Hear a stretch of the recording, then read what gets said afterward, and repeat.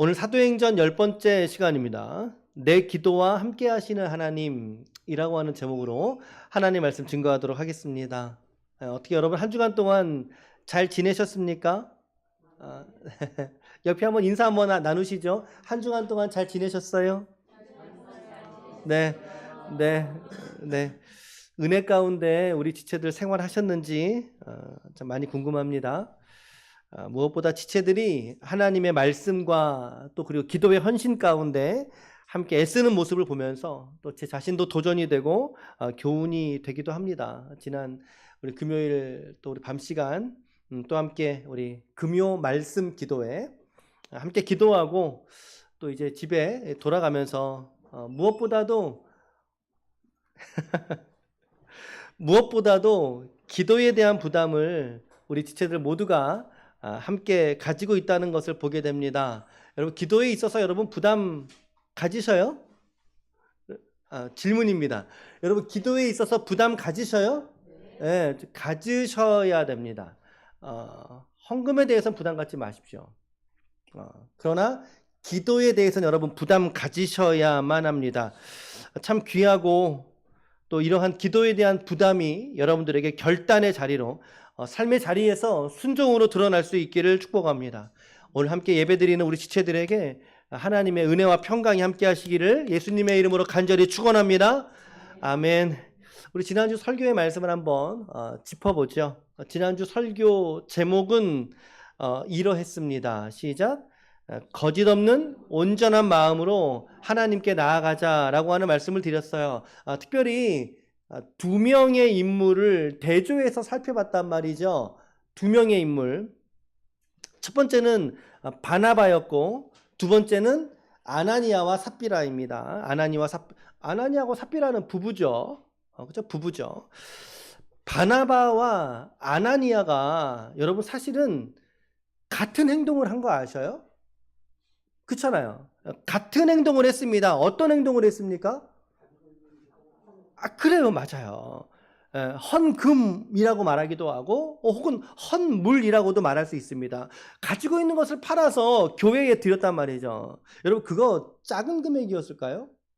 가지고 있는 소유를 팔아드렸는데 그거 과연 10,000원, 20,000원, 10만 원이었을까요? 아니요. 100만 원일 수 있어요. 1,000만 원일 수 있어요. 적지 않은 금액을 바나바도 드렸고 그리고 아나니아도 사실 드렸다라는 거죠. 그러나 그들의 삶의 모습은 이 결과는 오히려 드려진 헌금 때문에 완전하게 대조가 됩니다. 이거 안 드렸으면 일어나지 않았을 사건이에요. 그러니까는 드리지 못한 거죠. 바나바의 헌신은 정말 교회를 아름답고 굳건하게 세우는 데 사용된 반면 아나니아와 삽비라가 드렸던 헌금은 그 헌신은 오히려 그들의 생명을 잃게 하는 결과가 되었다는 사실인 거죠. 이것에 대한 상세한 설명을 지난주에도 말씀 나눴으니까요. 자, 그래서 우리는 4가지의 기도 제목으로 여러분들과 함께 우리가 좀 나눴습니다. 한 주간 동안 이 기도들 여러분들이 하셨을 줄로 제가 아는데 첫 번째 기도 제목은요. 시작. 주신 은혜에 감사하면서 공동체 안에서 서로 사랑하고 서로 나누는 삶을 우리가 살아야 된다라고 하는 것입니다. 초대교회의 모습, 1세기 초대교회의 모습, 특별히 여러분 사도행전 2장 그리고 5장에서 언급된 이 교회들은 예루살렘 교회예요. 모든 교회가 다 이렇게 행한 건 아니에요. 예루살렘 교회가 한 특수한 모습이죠. 이 모습들 속에서 오늘 우리의 신앙의 모습, 우리 형제의 사랑, 우리 교우들 간의 뜨거운 우정과 우애, 그렇죠? 두 번째 기도는 뭐였나요? 시작. 자원함과 기쁨, 감사와 믿음으로 드리는 건강한 헌금 생활이 되게 하옵소서. 지난주에는 그래서 이 4가지에 대한 설명도 좀 잠깐 드려봤습니다. 건강한 헌금 생활, 잘못된 헌금 생활은 그의 영혼을 피폐하게 만드는 게 될 수도 있다라고 하는 말씀도 더불어 드렸어요. 세 번째는 사단으로부터 우리의 마음을 하나님 지켜주십시오라고 말이죠. 사단이 베드로가 아나니아에게 삽비라에게 뭐라 그랬습니까? 너의 마음에 사단이 가득하여라고 했습니다. 성도들의 마음을 사단이 틈탈 수 있다는 것을 잊어서는 안 된다는 거죠. 그래서 우리는 어떻게 돼야 됩니까? 늘 깨어있고 믿음에 깨어있음으로 근신하는 그런 믿음과 신앙이 되시길 바랍니다. 그럴 때 시험도 돌파하고 미혹도 이기고 극복하며 우리에게 있는 연약함들도 믿음에서 돌파할 수 있을 줄로 믿습니다. 깨어있는 신앙이 되시길 바랍니다. 기도에 깨어 있읍시다. 네 번째입니다. 좀 길죠. 시작. 우리의 헌신이 정직하고 진실되게 하시고 거짓 없는 온전한 마음으로 하나님께 나아가게 하소서. 여러분들이 비단 하나님 앞에 작은 헌금을 드린다 할지라도, 비단 하나님 앞에 작은 헌신, 작은 봉사를 한다 할지라도 여러분 그것들은, 그러한 마음씀은 너무나 귀하디 귀한 것입니다. 그러나 그 헌신이 진짜 헌신이 되기 위해서는 오늘 우리의 마음이 하나님 앞에 진실되어야 된다는 거야. 온전한 마음으로 드려야 된다는 거예요. 자, 여러분 어떻게 지난 한 주간 이 기도들을 좀 붙들고 여러분 생활하셨습니까? 한번 기도해 보셨습니까? 아니면 생각이라도 한번 해 보셨습니까? 오늘도 주신 말씀들이 여러분들의 한 주간에 기준이 되는 말씀이 되시기를 축복합니다. 오늘의 말씀을 사모하면서 우리 함께 나아갑시다. 우리 지난주 마지막 절인데요. 지난주 11절, 5장 11절 시작. 온 교회와 이 일을 듣는 사람들이 다 크게 두려워하더라 라고 말합니다. 이 문장은 다 이해가 여러분 되시죠? 아나니아와 삽비라 사건을 통해서, 어떤 사건이라고요? 헌금을 드렸는데 죽어서 나간 거예요. 통해서 사람들은 하나님을 더욱더 두려워하게 된 거죠. 이 두려움은요, 어떤 그런 두려움이 아니라 경건한 두려움을 말하고 있는 거예요. 이거를 경외라고 표현을 하고 있지요. 자, 교회에는 내적으로 서로가 재산을 공유하고요. 이거 정말 재산을 서로 공유해요. 이 교회가 분위기가 좋은 교회예요? 나쁜 교회예요?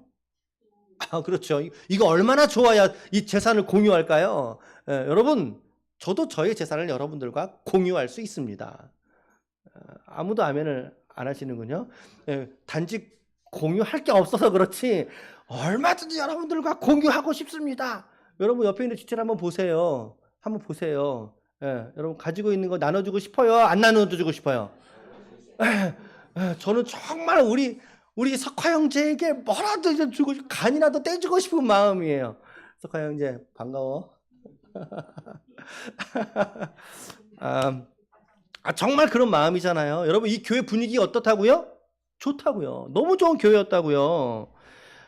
그리고 외적으로는 성령의 역사가 있으니까 이 교회가 성장하겠어요? 성장하지 않겠어요? 성장하죠. 성장할 수밖에 없던 시기였죠. 자, 그래서 12절 13절입니다. 시작. 사도들의 손을 통하여 민간의 표적과 기사가 많이 일어나매 믿는 사람들이 다 마음을 같이하여 솔로몬 행각에 모이고 그 나머지는 감히 그들과 상종하는 사람이 없으나 백성이 칭송받더라. 이렇게 돼 있어요. 여러분 이 구절을 잘 보십시오. 자, 일단은 이제 12절에 솔로몬 행각에 모였다는 것은요, 대중 집회의 장소로 단일 규모로는 가장 큰 장소입니다. 솔로몬 행각, 이 마당이거든요. 예배 처소인 성전 안에보다 솔로몬 행각이 훨씬 더 뜰이 넓어요. 그러니까 대중 사역을 위한 장소로 선택되어서, 야, 우리 여기 너무 좁으니까 나가자. 우리 그리로 가자. 솔로몬 행각으로 다 같이 모여! 라고 하는 거죠. 집회 장소를 선택을 했다 이 말입니다. 다 같이 모였어요. 자, 그런데 13절을 잘 보세요. 두 가지 뉘앙스를 발견하게 됩니다. 두 가지 뉘앙스. 첫 번째, 감히 그들과 상종하는 사람이 있다, 없다? 없다는 거예요. 여기서 말하는 그들은 누구를 말할까요? 교회 공동체를 말하는 겁니다. 교회 공동체를 말합니다. 자, 그런데 두 번째는 그럼에도 불구하고 백성들은 칭송하더라는 거죠. 누구를 칭송할까요? 교회를, 성도들을 칭송하더라는 것입니다. 이거 세 번역으로 읽어보면 이렇게 돼요. 다른 사람들은 누구 하나 감히 그들의 모임에, 교회 모임을 말하는 거예요, 모임에 끼어들지 못하였다. 그러나 백성은 그들을 칭찬하였다 라고 세 번역이 말하고 있습니다. 그들의 모임이라는 것은 교회 모임을 분명히 말할 것입니다. 그런데 그 교회 모임에 끼어들지 못했대요. 끼어들지 못했대요. 여러분 좀 이상하지 않으세요? 그렇죠? 이거 어떻게 봐야 될까요? 어떻게 봐야 될까요? 자, 제가 스터디하는 책에서는 13절의 해설을 이렇게 제안하고 있습니다. 제가 좀 읽어드려 볼게요. 자, 사람들은 신자들을 존경하였으나 그러나 그들을 통해서 역사하시는 하나님의 이 직접적인 개입, 분명한 사역에 있어서는 두려워했던 것으로 인식했다. 그러니 섣불리 나오지 못했다는 거예요. 이게 아니면 두 번째, 사도들이 그들의 믿음과 신앙 때문에 자꾸 옥에 갇히잖아요. 핍박받고 옥에 갇히잖아요. 그런 핍박이 자기들에게도 있을까봐 두려워했다라는 거죠. 그럴 수 있어요, 없어요? 그럴 수 있습니다. 세 번째는 아나니아와 삽비라 사건이 여러분 교회 안에서만 이 소문이었을까요? 아니면 밖에도 소문이 또 퍼졌을까요? 당연히 밖에도 소문이 퍼졌겠지요. 야, 그러니까 아나니아와 삽비라처럼 우리가 저 집단에게 섣불리 굴어서는 나도 죽을 수도 있겠구나 라고 하는 두려움이 있었을 수도 있다라는 거예요. 그렇죠? 첫 번째, 두 번째, 세 번째 이 제안들이 좀 이해는 되시죠, 여러분? 그러나 교회 공동체는 언제나 열려있는 공동체입니다. 그렇죠? 교회 공동체는 열려 있어야 되고 열려 있는 공동체입니다. 다시 말하면 이 13절의 현상, 그들과 상종하지 아니했던 이 현상은 교회가 자발적으로 드러낸 현상이 아니라는 거예요. 야, 오지 마. 우린 당신들하고 다르지. 수준이 다르지. 우리가 어떻게 당신들하고 놀아. 오지 마. 라고 말한 게 아니라는 거예요. 그것이 아니라 교회 속에서, 그 사회 속에서 교회에 대한 인식의 부재가 만들어낸 오해라는 거죠. 오해의 결과라는 거죠. 그래서 상종하지를 않았던 거예요. 자, 그러나 이런 오해도 있었지만 초대교회의 정말 중요한 특징 중에 하나가 뭐냐면 바로 백성들이죠. 지역 주민들에게 무엇을 받는다고 말하고 있습니까? 칭송을 받는다. 칭찬을 받고 있더라는 거예요. 야, 저 사람 참 좋아. 저 교회 참 좋아. 라고 하는 거죠. 교회는 사실 세상으로부터 분리된 공동체, 세상과 분리된 특성이 있어요. 물론 있어요. 그것이 거룩이란 뜻입니다. 거룩, 구별되다라는 뜻입니다. 세상과 구별된. 그러나 더불어 중요한 본질은 교회는 사회 속에 들어가서 그 사회 안에서 선한 영향력을 끼쳐야 되는 사회적인 책임 또한 교회가 가지고 있는 줄로 믿습니다. 이러한 사회적 책임 또한 오늘 저와 여러분들에도 동일하게 있는 줄로 믿습니다. 아멘. 그간의 한국교회를 한번 생각해 보세요. 우리나라 기독교가 들어온 지 이제 150년, 천주교 들어온 지는 200년이 되고 있습니다. 우리 한국교회 초창기의 교회 모습을 보면 어땠습니까? 교회들이 보여주었던 헌신은 정말 아름답고 너무나 귀한 헌신들을 보여주고 있습니다. 사회를 변혁시키고 사회를 개혁시켜가는 주체가 교회였습니다. 각 가정들마다 남편들이 그렇게 술에 빠져있고 중독에 빠져있고 도박에 빠져있는 그 사회상의 고질적인 문제들을 교회들이 해결하는데 앞장서지 않았습니까? 가정에서만이 아니라 사회적인 책임에서도 마찬가지였어요. 우리가 3.1운동, 3.1 우리 만세운동할 때에 독립선언서를 낭독하고 서명했던 민족대표 33명에 대한 이야기 여러분 다 아실 거예요. 그 중에 50%가 넘어요. 16명이 기독교인이라고 하는 사실은 너무나 잘 알려진 사실입니다. 예, 그렇습니다. 우리는 사회적인 변혁과 그리고 개혁을 위해서 또한 민족의 번영과 자주를 위해서 애쓰고 특정한 불의 앞에서 불살랐던 이들이 바로 그리스도인이더라는 것입니다. 그러니 그 그리스도인들이 그 사회 속에서 칭찬을 받겠어요? 비판과 저주를 받겠어요? 칭찬을 받죠. 칭찬을 받지요. 당시의 기독교는 결코 지탄받지 않았습니다. 비록 기독교 복음화율은 낮았겠지요. 그때는 2천만이라고 하잖아요, 우리가. 그러나 그 중에서도 기독교율은 낮았겠지요. 그러나 그 소수의 그리스도인들의 역량은 폭발적으로 그 사회를, 그가 살아가는 삶의 일상을 변화시키기에 조금도 부족함이 없더라는 것입니다. 그리스도인들을 통한 진리의 함성이 끊이지 않더라는 거죠. 바로 오늘 본문에 1세기 그리스도인들이 그 지역사회에서 받았던 칭송처럼 동일하게 한국 교회의 초기 교회의 모습에서도 19세기 초반입니다. 그러니까 한국 역사의 어두운 터널을 함께 헤쳐갔던 교회가 그것이 바로 교회였고 그리스도인이었다라고 하는 것입니다. 자, 그러나 여러분 지금은 어떻습니까? 여러분 지금은 어떻습니까? 이 사회 속에서 교회를 보는 시선은 어떻습니까? 근래 들어서 너무나 좌우로 나눠져 있는 극우와 극좌 사이에서 근래 들어 두 분의 목사라고 하는 분들이 이름을 많이 타고 있습니다. 여러분 다 아시는 정강훈 씨와 그리고 손연보 씨를 주축으로 한 정치 집회들이 난립하고 있어요. 사회는 교회를 지금 이렇게 보고 있습니다. 이런 문구의 뉴스의 기사들이 도배되고 있습니다. 여러분 다 아시겠지만 캡처한 장면인데요. 이거 몇 개만 그냥 제가 가져와 본 거예요. 나는 너무 작아서 안 보이는구나. 정광훈 교회 중독, 종교 중독, 그리고 한국교회 왼쪽 위에 그 아래 정광훈 이단 사이비를 넘어 신종교 집단으로, 오른쪽 위에 정광훈 씨는 목사가 아니다, 근심으로 주목받는 교계 현황, 오른쪽 위에, 오른쪽 아래 정광훈 여의도를 향해서 개망신, 여의도 집회를 이제 손연보 씨가 또 주도를 하고 있다고 그럽니다. 분열된 극우의 새 대결, 세력을 대결한다는 거예요. 누가 더 많은 지지를 확보하느냐 이런 거죠. 가운데 그림, 한국교회의 양극화 이대로 정말 괜찮은가? 이대로 괜찮은가?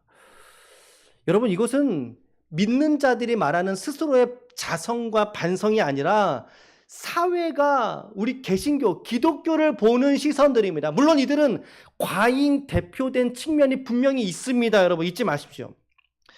이렇게 이들이 한국 기독교를 대표하는 것이 아님에도 불구하고 여러분 그거 잊으셨습니까?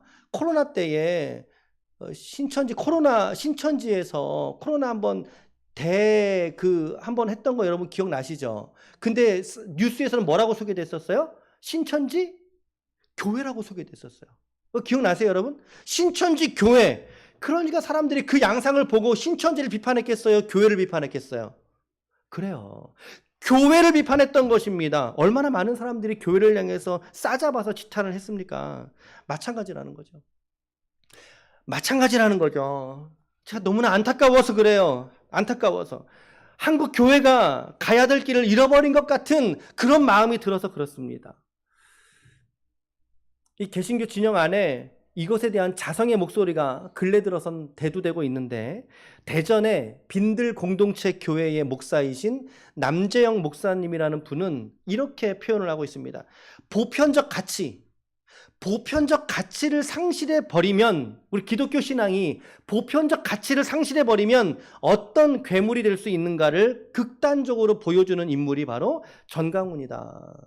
저는 여러분들에게 지금 단언코 정치 이야기를 하는 것이 아닙니다. 오해하시면 안 돼요. 교회 이야기를 드리고 있는 것입니다. 교회 이야기를 말씀을 드리고 있어요.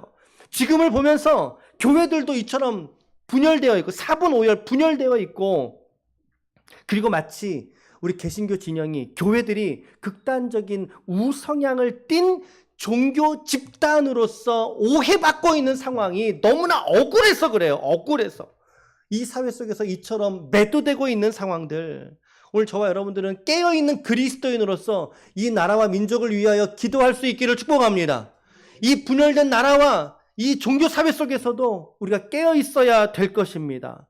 과연 이 교회들이 사회 속에서 칭송을 받고 있는가라고 하는 질문을 던져볼 때에, 오늘 본문의 이들은 어땠습니까? 그들과 상종하지 못했다 그래요. 예, 아까 말씀드렸죠. 어떤 두려움 때문에, 어떤 경외감 때문에. 그럼에도 불구하고 이들을 칭송했던 1세기 교회. 아니, 멀리 가지 말고 19세기 초반에 한국 교회들도 마찬가지로 칭송받던 공동체였습니다. 근데 이 시대의 교회의 모습은 어떠냐는 거죠. 너무나 교회들이 보여주었던 모습과는 다른 세상을 저와 여러분들이 살고 있다라고 하는 생각을 지워버릴 수가 없습니다. 지워버릴 수가 없습니다. 자, 그런간의 이야기는 이쯤 하고요. 자, 그러면 그래, 한국교회가 그런다 치더라도 오늘 우리는 어떠냐는 거죠. 오늘 저와 여러분들 어떻습니까? 오늘 나는 그러면 이 사회 속에서 나는 어떤 모습으로 살아가고 있느냐라고 하는 것입니다. 여러분, 기독교인 우리들은 사회 속에서의 나름대로의 가치, 기대치가 있습니다. 사회에서 기독교인을 기대하는, 뭔가 여러분들이 사회 안에서 말에 있어서 험하거나 욕설을 내뱉거나 혹은 잘못된 극단적인 사고를 가지고 생활을 한다거나 그런다면 주변에서 뭐라고 말합니까? 당신 교회 다닌다며? 그런 말 합니다. 당신 교회 다닌다며? 예수쟁이라며? 집사라며? 권사라며? 장로라며? 목사라며? 이 말은 무엇을 말합니까? 기대감이 있다는 뜻이거든요. 오늘 우리가 살아가는, 여러분들이 살아가는 일상에서 여러분들은 어떻게 살아가고 계십니까? 칭송받는 삶입니까? 아니면 비난과 비판을 받는 삶이십니까? 우리가 이번 한 주간 기도하실 때에 우리가 이 기도를 놓치면 안 될 것 같아요. 하나님, 저희 삶이 비록 세상에서 그래요, 칭찬받거나 주목받지 못하는 삶이라 할지라도 예수님의 이름에 합당하지 못한 삶은 아니게 하여 주옵소서. 예수 그리스도라고 하는 명찰 달고 사는 이 명찰답게, 이 이름의 무게답게 살아가는 제가 되게 하여 주옵소서 라고 우리 모두가 기도해야 할 줄로 믿습니다. 사회 속에서 선한 영향력을 드러낼 수 있는 저와 여러분들이 되시기를 축복합니다.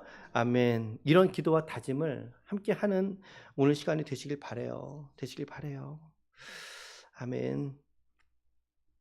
자, 초대교회에 이처럼 성령의 강력한 역사로 인해서 교회는 성장하고 또 이웃들은 병이 낫고, 뭘 본문에 다 치료받더라 이렇게 돼. 다 치료받더라. 물론 강조적인 문법이겠지만 그러나 대부분은 나았다라는 뜻이죠. 대부분은 나았더라. 그런데 여전히 이들을 시기하는 세력들이 계속 일어나게 되는 거예요. 그들이 누군가요? 17절 18절 보세요. 시작.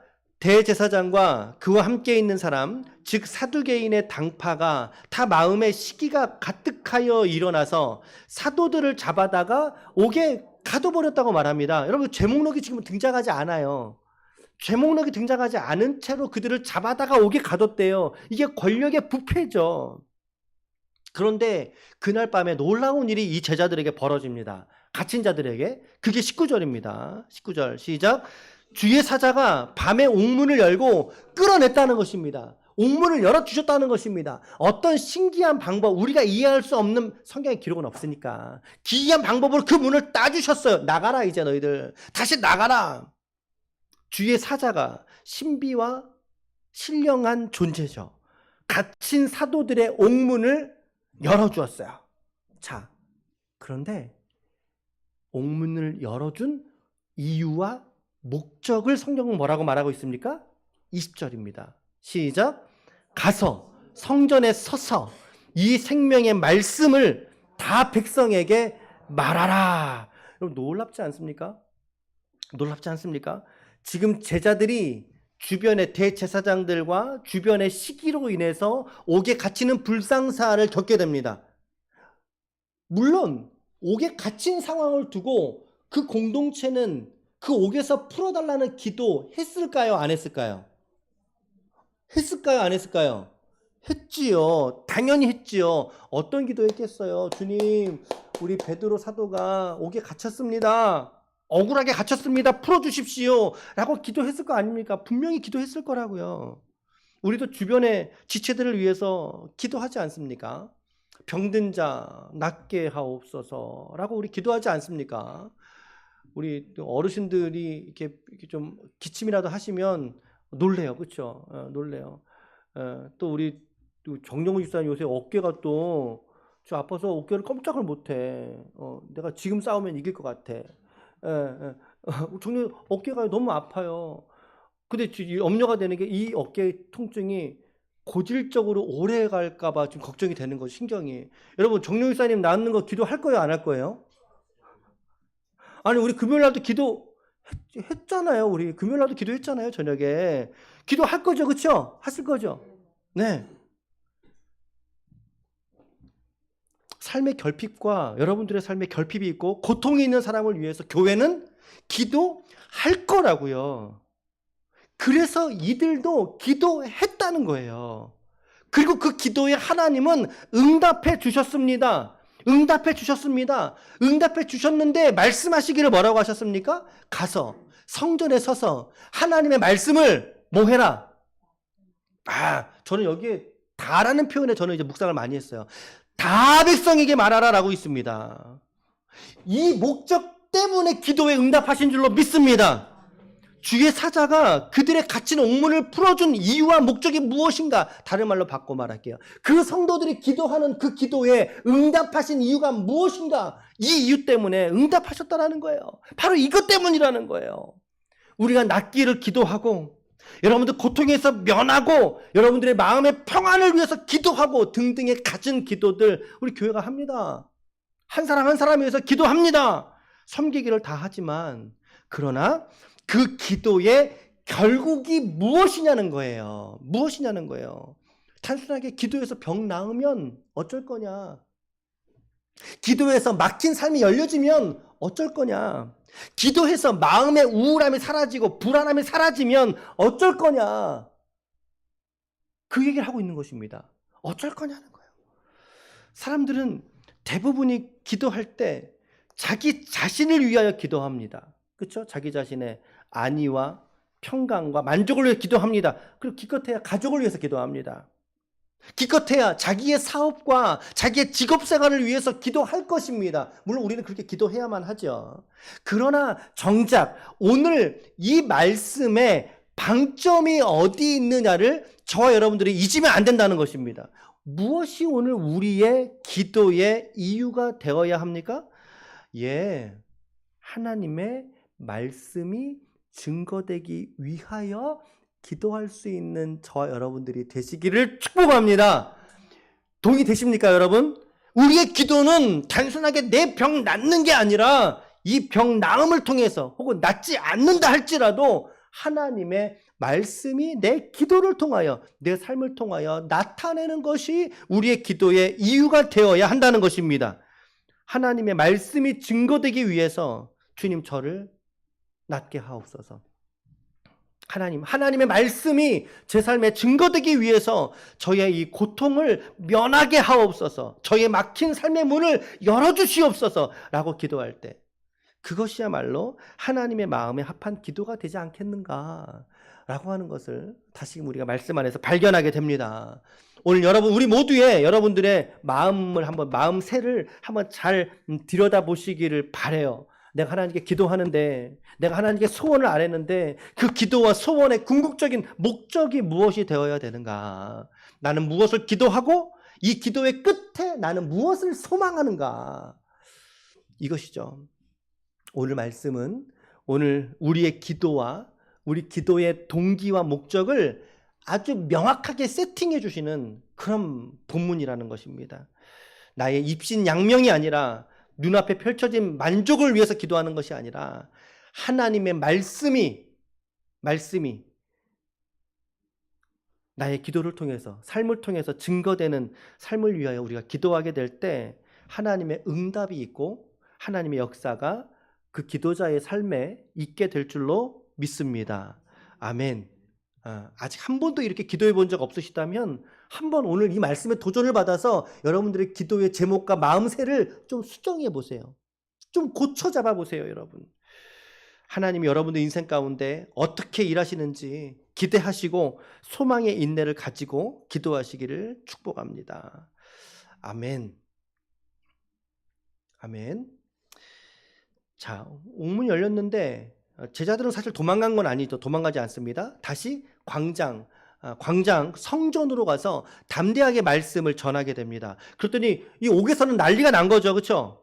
옥문이 열려 있고 사도들은 찾아보니까 없고 성전에 가르치고 있죠. 26절 우리 읽은 마지막 절 시작. 성전 맡은 자가 부하들과 같이 가서 그들을 잡아왔으나 강제로 못함은 백성들이 돌로 칠까 두려워 함이더라. 자, 강제로는 못했다 그래요. 이거 어떻게 데려왔다는 걸까요, 그러면? 예, 좀 가주십시오. 이랬을까요? 가주십시오. 이랬을까요? 강제로는 하지 못했다고 그래요. 이후로 공회에서, 대제사장이 있는 공회에서 이들을 데려다가 신문을 하게 되죠. 신문을 하죠. 그때 베드로와 사도들이 이렇게 말하는 겁니다. 29절에 시작. 베드로와 사도들이 대답하여 이르되 사람보다 하나님께 순종하는 것이 마땅하니라. 우리 주보의 뒤에 있는 거예요. 이게 사람에게 순종하기보다 하나님께 순종하는 것이 마땅합니다.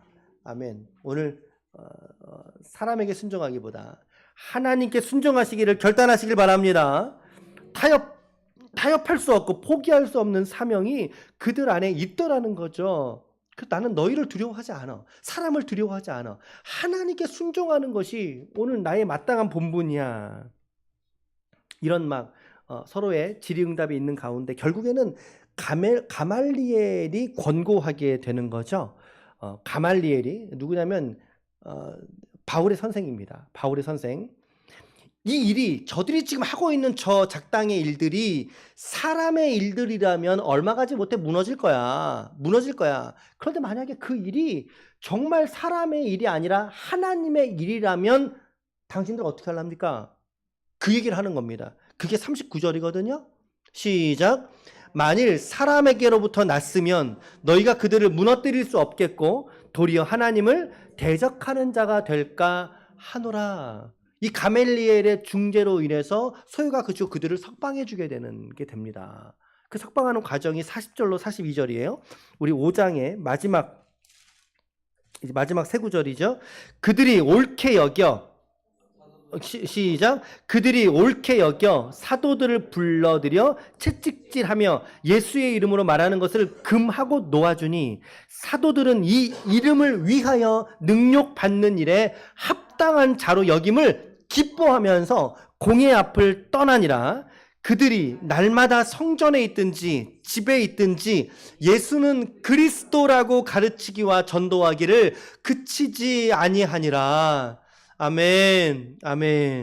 정말 우리 믿음과 신앙의 선배들이 얼마나 멋있는 믿음이었는지, 우리 정말 신앙이 귀감이 되는지, 복음의 큰 기쁨과 역사를 누렸지만 더불어서 이 영광과 함께 더불어 이 이름으로 말미암아 이름을 위하여 능력받는 일, 이 믿음 때문에 받는 고난의 일을 오히려 기뻐했다라고 성경은 말하고 있습니다.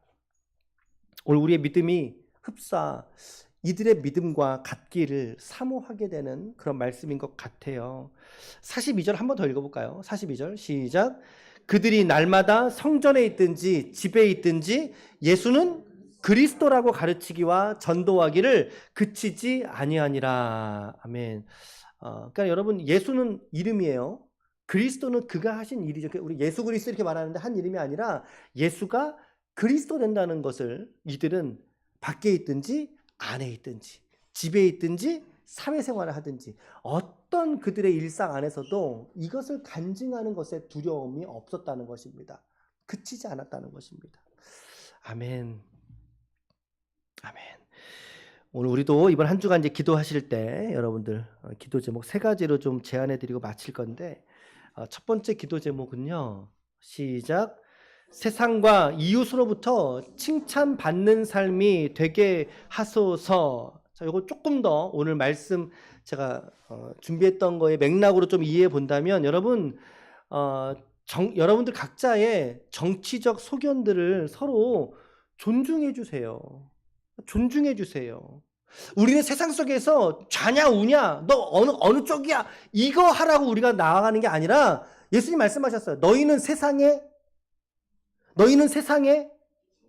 그래요, 빛과 소금이니라, 소금과 빛이니라 라고 말씀하신 게 우리의 사명이지, 당신은 어느 쪽이야, 이쪽이야 저쪽이야, 심지어 그쪽에서도 또 이쪽이야 저쪽이야 또 나눠주고 있어요. 이게 뭡니까? 여러분, 적어도 우리 기쁨의 교회 성도들이라면 정치적 견해의 서로 다름은 존중해 주셔야 됩니다. 서로 존중해 주세요. 그리고 오늘 우리가 마땅히 해야 될 일들에 집중하자는 거죠. 그리스도인이 있는 곳에는, 분열이 있는 곳에 그리스도인들의 사명은 뭡니까? 하나 되게 만드는 것입니다. 하나 되게 만드는 것. 그래서 하나님의 주권이 이 나라 속에 있다는 것을 우리가 선포하고, 지금의 이 역사의 과정들이 하나님의 선한 역사를 이루어가는 과정이라는 것을 우리가 인정하고 눈물로 이 나라와 민족을 위해서 기도하는 저와 여러분들이 되시기를 축복합니다. 축복합니다. 아멘. 더불어 지친 여러분들의 일상에서의 고됨도 있을 거예요. 고됨도 있고 피로가 있고 스트레스가 각자 있으실 텐데, 그럼에도 불구하고 내가 살아내는 일상은 곧 하나님의 얼굴이 드러나는 자리이다 라고 하는 것을 잊지 마십시오. 그래서 우리의 삶이 세상 사람들과 구별되는 삶의 모습이 있도록 기도하시고, 칭찬받는 삶, 그렇다고 뭐 인정받으려고 애쓰라 그런 얘기는 또 아닙니다. 여러분 잘 들으셔야 되는 거죠. 그러니까 사람들에게 인정받는 삶이 되도록 여러분 애쓰십시오. 삶의 자리에 변혁과 개혁의 주체가 되실 수 있도록 기도하십시오. 더불어서 그런 여러분들이 되시도록 교회는 계속해서 기도하고 있겠습니다. 여러분 기도하고 있겠습니다. 두 번째 기도 제목입니다. 같이 함께 읽읍시다. 시작. 나의 기도가 내 문제 해결만이 아니라 하나님의 말씀 증거를 위한 도구가 되게 하옵소서. 아멘. 나의 삶이 그러하고요. 내가 이 땅에서 경험하는 내 고통의 문제가 그러합니다. 여러분 고난 중에 있는 지체가 있습니까? 고통 중에 있는 지체 있습니까? 오히려 그 일들로 인해서 하나님의 위로를 경험하고 더 나아가 하나님의 역사를 간증해내는 성도의 삶이 되시길 바랍니다. 아까 그 구절 잊지 마십시오. 13절. 그들과 상종하는 자, 13절 그게 아니었지. 아까 뭐였지? 그 옥문을 여신 이유를 여러분 잊지 마십시오. 가서 하나님의 말씀을 백성들에게 다 말하기 위하여 옥문을 열어주셨어요. 문제를 해결해 주셨어요. 오늘도 우리가 그에 합한 기도가 될 수 있기를 축복합니다. 아멘. 마지막 세 번째로는요. 세 번째 시작. 예수님의 구원으로 인한 기쁨을 충만하게 하시옵소서. 아멘. 41절 말씀 시작. 사도들은 그 이름을 위하여 능력받는 일에 합당한 자로 여기심을 기뻐하면서 공의 앞을 떠나니라. 그들은 예수 이름으로 받는 고난 앞에서 기뻐할 수 있었던 것입니다. 왜 그랬을까요? 왜 그럴 수 있을까요? 하늘에 상급이 있음을 믿었기 때문입니다. 예수의 이름의 고난을 내가 받으면 받을수록, 더 많은 고난을 받으면 받을수록 하늘에서 하나님이 내게 주신 상급이 크다는 것을 그들은 깨달았기 때문인 것입니다. 오늘 저와 여러분들의 인생이, 삶이 좀 고대도 좀 마음을 더 잡으시고요. 오늘 우리와 어디에서 어느 상황에서도 함께 하시는 이 성령 하나님을 붙잡고 믿음으로 여러분들의 일상을 살아내는 우리 모든 기쁨의 가족들이 되시기를 축복합니다. 아멘. 아멘. 저는 오늘 본문의 말씀을 통해서 내 기도와 함께 하시는 하나님, 오늘 여러분들의 모든 기도 속에 우리 하나님 함께 하시거든요. 첫 번째, 세상과 이웃으로부터 칭찬받는 삶, 개혁의 주체가 되는 삶이 되게 하여 주옵소서. 두 번째, 나의 기도가 내 문제에만 매여 있는 기도가 아니라 하나님의 말씀 증거를 위한 도구가 되게 하여 주옵소서. 세 번째, 예수님의 십자가 구원으로 인한 그 기쁨을, 예수 이름으로 받는 그 기쁨의 은혜를 충만하게 저로 누리게 하시옵소서. 이번 한 주간도 우리 주신 이 말씀의 기도들이죠. 이 기도들을 붙잡고 믿음으로 여러분들 일상 속에서 믿음으로 승리하시는 하나님의 거룩한 종들이 우리 모두 다 되시기를 예수님의 이름으로 간절히 축원합니다. 아멘. 간절히 축원합니다.